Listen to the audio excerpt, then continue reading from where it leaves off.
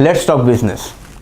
Equity valuation is, I guess, the most critical KPI for any startup.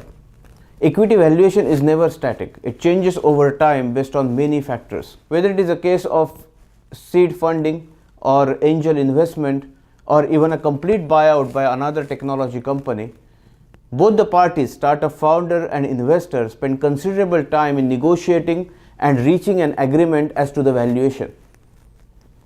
Calculation of respective stakes for shareholding is a very complex process, and if you are a startup founder or a first time investor, I recommend you to appoint an experienced finance professional to guide you.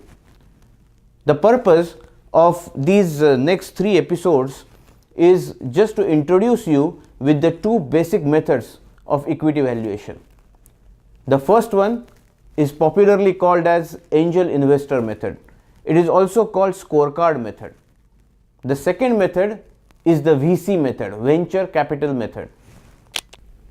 Usually, the decision to use a specific method is based on the factors surrounding the startup, and it is also based on the nature of investor himself. Now, as regards the startup, the selection of method depends on the development stage of business and also availability of information about the venture. For example, scorecard is usually used at an early development stage of a startup, while venture capital method, it is used with a fully developed, ready to launch or just launched startup.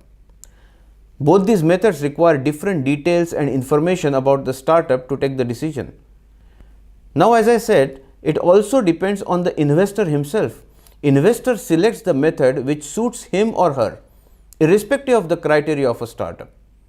The method is selected based on, say, what is the investment appetite of the investor, what's his vision and strategy to financially benefit himself or herself as an investor from the startup.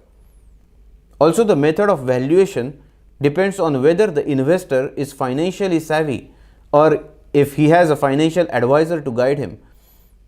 Because VC method, venture capital method, requires more complex financial analysis, and when you are talking about scorecard method, it is comparatively simple.